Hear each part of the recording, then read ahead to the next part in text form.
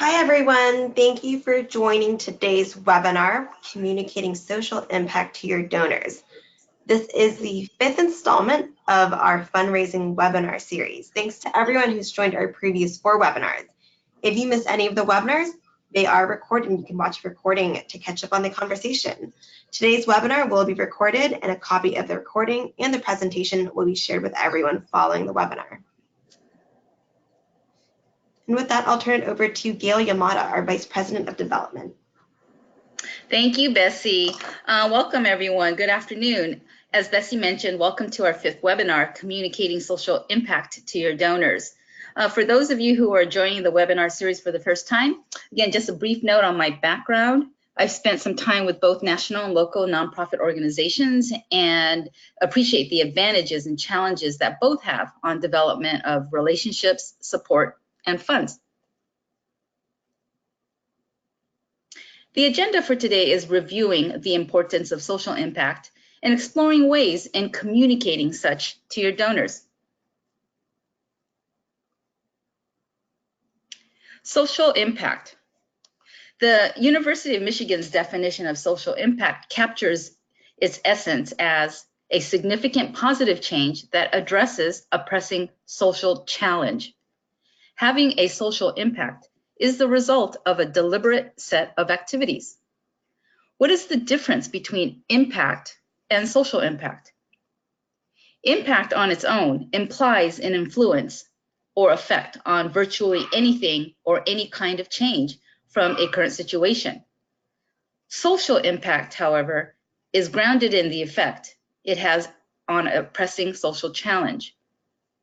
Although what a pressing social challenge means might differ from one community to another, from one country to another, what holds true is a consensus on the fact that social impact should be more than a marginally positive change, and one that impacts a broader social issue.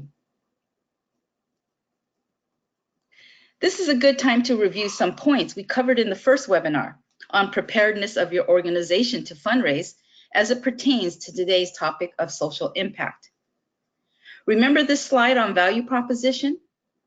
In order to effect social change, defining your organization's value proposition is a necessary step.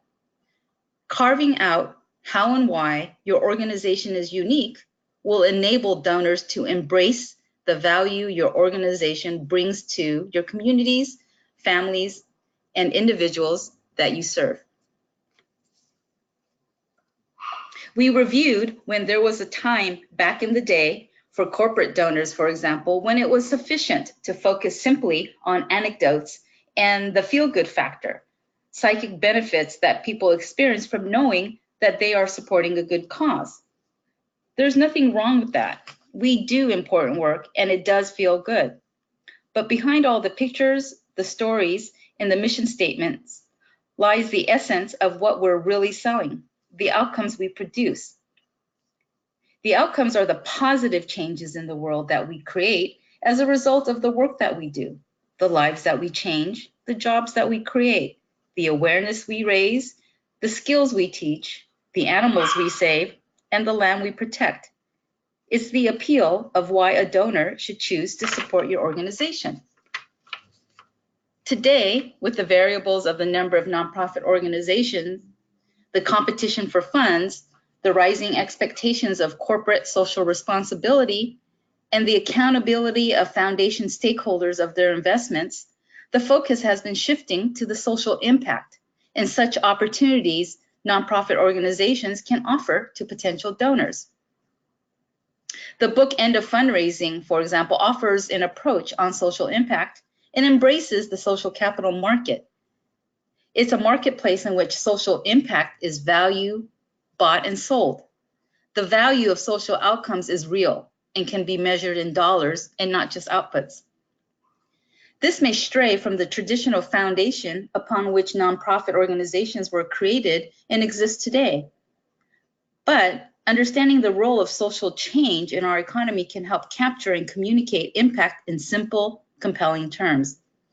Identify the new market stakeholders that value nonprofit outcomes, create powerful value propositions to increase leverage, and improve the success of your pitches to funders.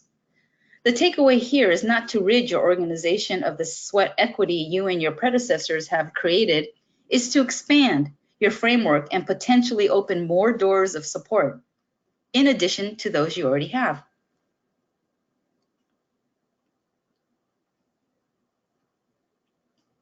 Creating social impact is what your organization can communicate and execute and set you apart from your competitors. There are funders and donors who are looking for a return on their investment or ROI by supporting your organization. In the nonprofit world, this would also be considered a social return on investment, or SROI. SROI is similar to ROI, or return on investment, but shows the double bottom line, the financial impact and the social impact of your nonprofit's work. Where you can calculate, SROI can help you determine the cost of what would happen if your nonprofit did not exist.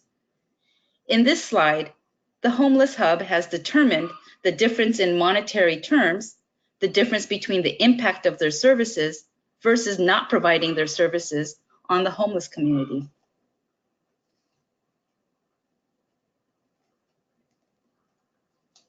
Here's how one nonprofit used SROI. The Mentoring Partnership of Minnesota has been using SROI for years to build its case for support. For instance, here is what is said in one report. Social return on investment studies conducted by the Wilder Research and the University of Minnesota found that the Mentoring Partnership has a $2.72 SROI for every dollar spent on programs, and comprehensive youth intervention programs have a $4.89 SROI for every dollar spent. In a world where the grant-seeking competition has never been more significant, calculating your SROI can give you a competitive edge. How? It illustrates the 4 facets of your nonprofit that are important to any donor or grant maker. 1, your credibility. Your nonprofit knows how to communicate its impact. 2, your capacity to invest resources in calculating the social return on investment. 3, your evidence. SROI proves that you collect and manage data and know how to interpret that information to sustain your work. And 4, your sustainability. SROI is a phenomenal communication tool for fundraising, especially with donors or grant makers in the financial sector. Social return on investment may seem daunting at first, but it will pay off by raising more funds for your nonprofit organization.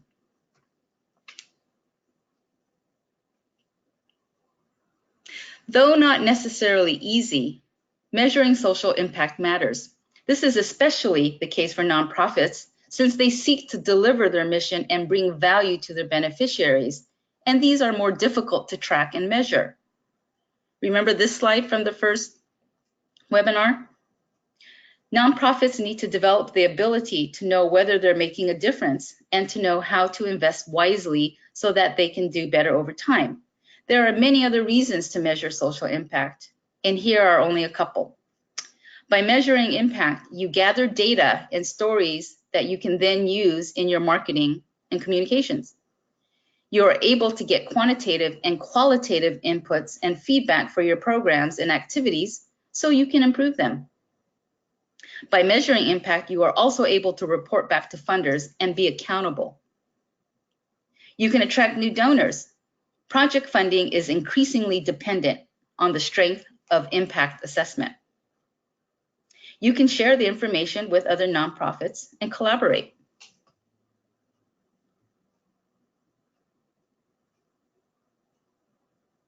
The most common approach to thinking about and measuring social impact is theory of change.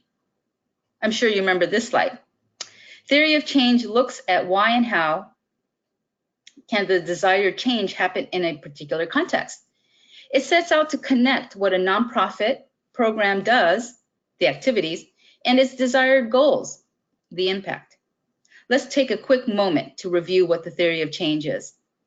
Simply put, theory of change is a methodology to promote social change. It's a causal pathway leading to change. In theory, an organization's end goal may never be realized in one's lifetime and isn't necessarily a gauge of immediate success. Most organizations do not have one and can still be successful. It does require time, resources, and commitment by leadership, board, staff, thoughtful and forward thinking, and a commitment to incorporate it into the culture of the workplace. It does not happen overnight, and it does not move forward by only one or a few individuals. A logic model is the nuts and bolts of your ultimate goal, which includes 100% of your staff in order for your organization to achieve its goals. For a full review on theory of change, you can always refer to the first webinar available to everyone participating in these fundraising webinars. Okay, now that we have reviewed and taken a deeper dive into social impact, let's explore the various ways in which we can communicate our social impact to funders and donors. How does your organization communicate its impact? Highlights, updates to your constituents. I'm sure most of us engage in very similar ways, through our website, proposals, letters of solicitation to our donors, reports to funders, and annual reports. This next series of slides will simply explore what others are doing. Let's start with annual reports. Does your organization develop yearly annual reports to your constituents? What is an annual report? An annual report, it highlights your organization's mission and impact through its programming. It thanks your supporters, and it illustrates your organization's financial health and transparency. Who is the annual report geared to? In general, the annual report is geared to your individual donors, your foundations, and your corporate supporters, and also prospective donors. This can also extend to your other constituents in the landscape you represent. What should your annual report accomplish? Your annual report, it highlights, again, your mission, your progress, and your outcomes. And also, equally importantly, it also should show your organization's commitment to its financial transparency and donor accountability. Is the annual report the same as a proposal or donor report? Absolutely no. The annual report is able to highlight, again, your organization's impact in a very concise, visual, and compelling way. Personally, I feel there should be a balance between text, images, photos. It should also articulate content in a language that is suitable for the general population. In other words, staying away from jargon to where only a select component of your community will understand what it means. For example, since attorneys make up a sizable component of our programming staff here at AJC, and I myself am not an attorney, nor do I have a legal background, I often express that I am the litmus test. If I, as a now 2.5 years staff member of AJC, don't understand a particular paragraph or a set of terminologies that are going outbound, I am certain that my family or my neighbor won't understand either. Again, personally, I prefer the use of visuals in creating annual reports to keep readers engaged. When you compile all your efforts and data from the past year and condense it into a 10-page or so document, there's a lot of information you want your supporters and prospective donors to read. With so much information to convey, using visuals is a great way to turn information into an image that readers can easily understand. Plus, the more visuals, the more engaged your readers will be. Think about it. If you were asked to read a report full of paragraphs of text, you're likely to skim the information or give up after reading the first page. After you've put in all that effort, it would be unfortunate for your constituents to not review from cover to cover. Visuals have many benefits, such as breaking up blocks of text so the reader has a more enjoyable experience, transforming complex data into easy to understand information, conveying your cause in a way that puts your readers in the shoes of those you support. After all, you've been tracking key fundraising metrics. It's important that information is captured in a way that will interest the reader and show how you've progressed.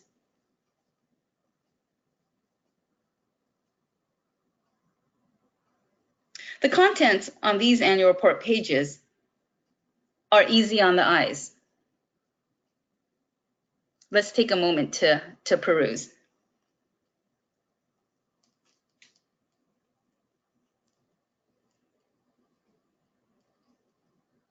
Here's another example. I really like the use of numbers and drawing attention to this impact page. Let's take a moment.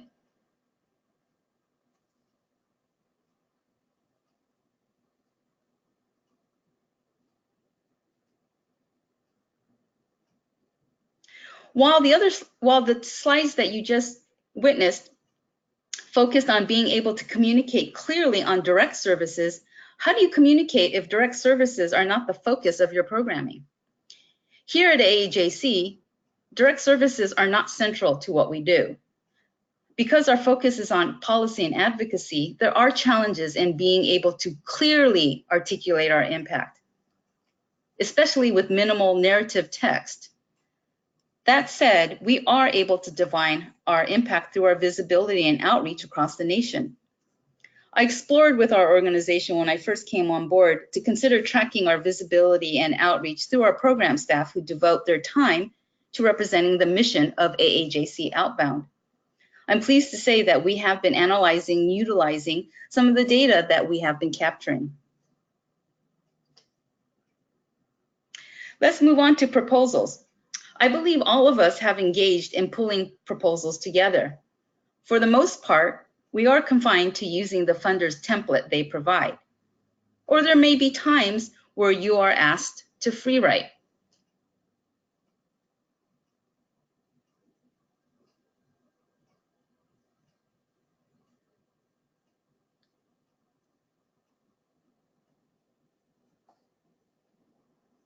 Of course, because we are adhering to the funder's required template, we articulate in our text our impact and make a compelling case as to why they should fund our organization. There is absolutely nothing wrong with that. At times, the funder's cyber portal or request for a free write proposal have an option of attaching other or miscellaneous documents. Similarly, have any of you had the opportunity to meet in person or over the phone with potential funders where they want to learn more about your organization and how they can support you? Perhaps a prelude to a proposal submission or in lieu of? One idea you may want to entertain is creating a visual proposal or informational presentation versus a full text narrative. The same theory applies as to reader fatigue. This method provides you the opportunity to tell your story in a visually compelling way. Let's sift through this proposal example, keeping in mind that this mirrors a narrative text document. We all write about our mission statements and central programming focus. Hopefully, we all do as much research as possible on the funder or potential funder and see what mutual intersections exist. In this case, the circle being Walmart's interest and the rectangles AAJC's, and we can see visually where we intersect. In meeting with funders, we all discuss our programming areas. We also share facts and statistics and the needs to accomplish our mission.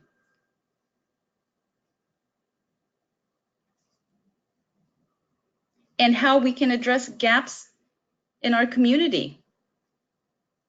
Let's take a moment to look at the bottom. Oh, I'm sorry. Let's take a moment to look at the two bottom boxes.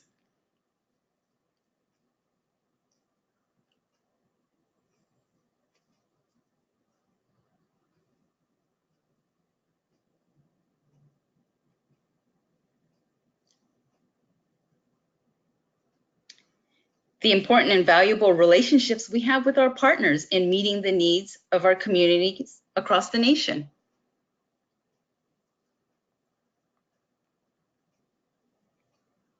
Embracing and encouraging our young leaders of today and tomorrow.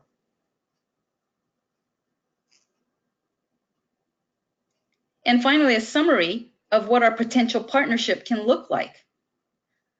Again, for the most part, we are bound by the funder's requirements in engagement in submitting a proposal. But consider a visual presentation or a one-pager infographic summary. Also, I think it is a novel way to include others in your organization to apply their creative skill set versus asking them to write paragraphs of narratives.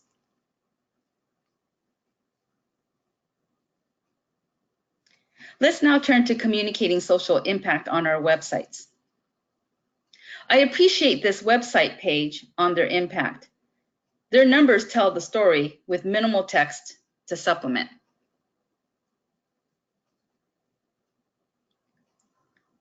Here we have similar usage of numbers in showing their impact. I wanted to show this webpage as it packs a lot of information with a few visuals. I can clearly see that 1 in 7 Americans are served through local food pantries and meal programs with surplus food that is sent to regional food banks.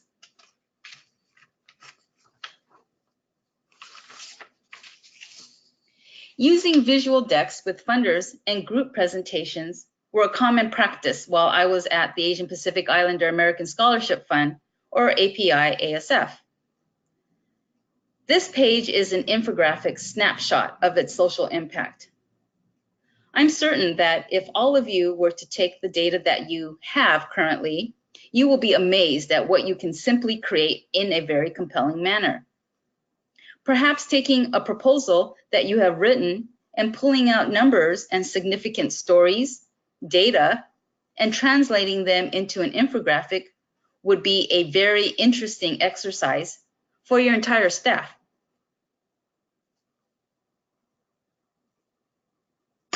I wanted to share one infographic of several that I used to create for our POC at Wells Fargo while I was at APISF. Gigi asked for yearly half-yearly updates. What started out as a text narrative evolved into a one-page infographic. She let us know that these were much more informative for her as it helped her absorb these visuals better than reading 100% text, as her retention rate was much higher through this manner. She also shared that sharing this with colleagues and including this in internal newsletters was much more meaningful and appealing. Let's stay on this slide just for a few more seconds.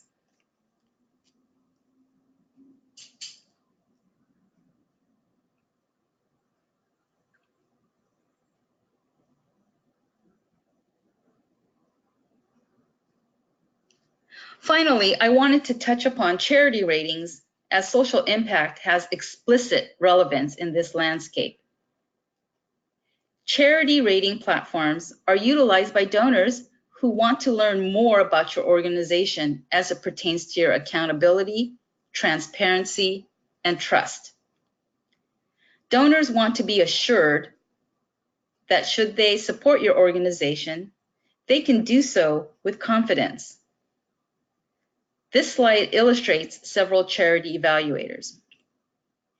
If your organization competes with several other similar organizations in attempting to secure contributions, in addition to your value proposition, wouldn't you like to stand out as a trusted organization with fiscal transparency and trust. I encourage you to visit these sites if you aren't familiar with them and ensure you apply your organization to these sites.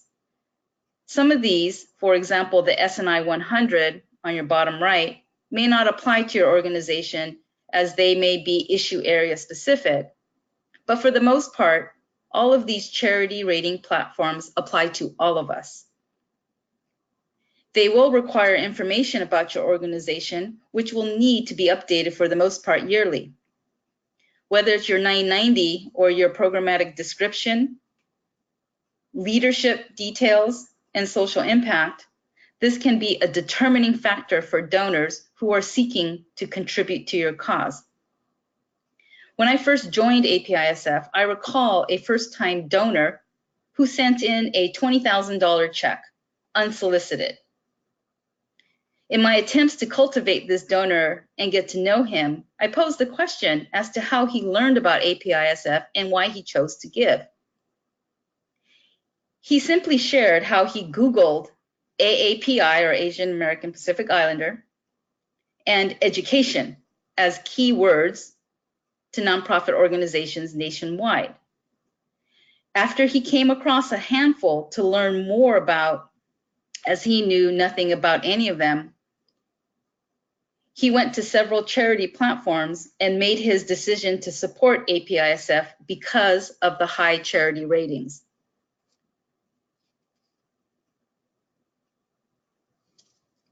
APISF proudly highlights its charity ratings on everything that we created, from text narrative proposals to presentation decks.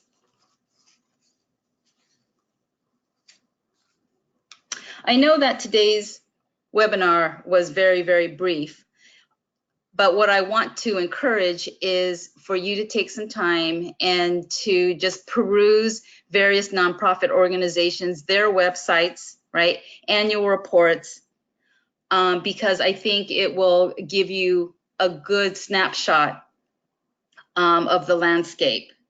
So as an optional exercise, I'd like to encourage you to take a current proposal of yours that has been funded and attempt to translate a portion of your facts in an alternative matter, such as we discussed today.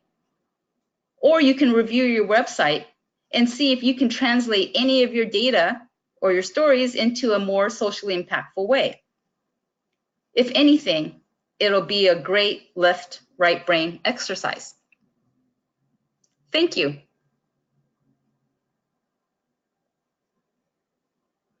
Thank you, Gail. We will now open it up to questions. If you'd like to ask a question, you can either type it into the questions box or the chat box, or you can raise your hand to have your line unmuted so you can ask your question directly.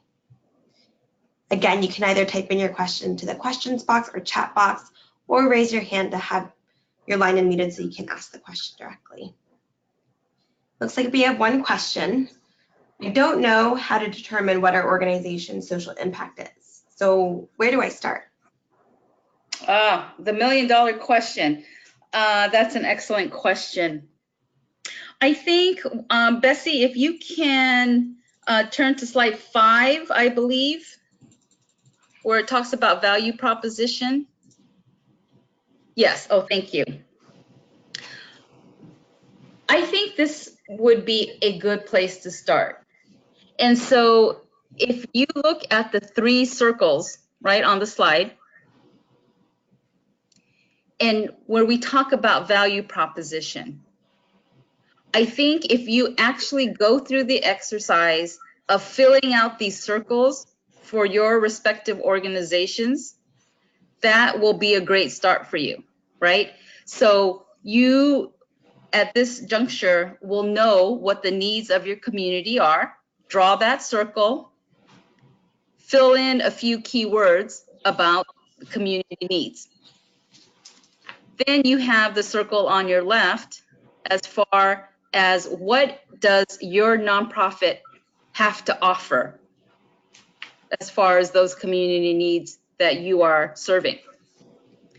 And then that top circle, I would encourage you to think about who some of your collaborators are or your competitors. Although you might work with other organizations, right, in collaborating, they are also a competitor, right? And so take a moment to also fill out a few organizations whom you feel would meet the definition of that circle. Once you have those 3 circles filled in, you can see where the arrow is pointing, right? That's where the overlap is.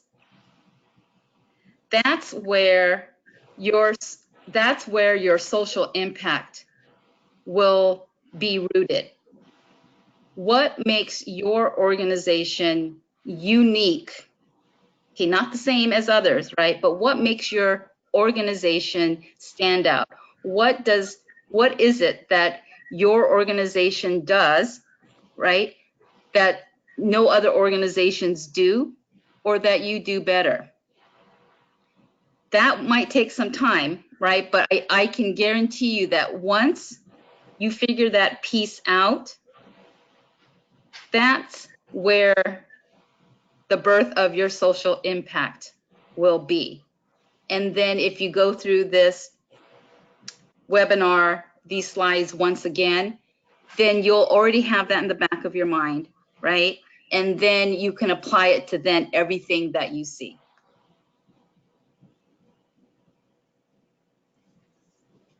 Gail, thank you. Are there any additional questions? Again, you can either type your question into the questions box or chat box, or raise your hand to have your line unmuted. If not, then we'll end our webinar here. When we launched our fundraising webinar series, we had 5 webinars planned covering 5 topics, and today is our 5th webinar. We do have the option of hosting a 6th webinar next month if there are any topics that you all would like to discuss. So let us know if you want to take a deeper dive into some of the issues that Gail has addressed either in this webinar or the previous 4 webinars. Are there new topics you want to cover outside of what we've already talked about? Or do you want to do something more interactive and focus on the different homework assignments that Gail has presented and go through any questions and walk through those assignments together? Let us know if you have any feedback or if you're interested in doing a 6th webinar. But thank you everyone for joining us today. You will receive a copy of this presentation as well as the recording afterwards. Thank you. Thank you.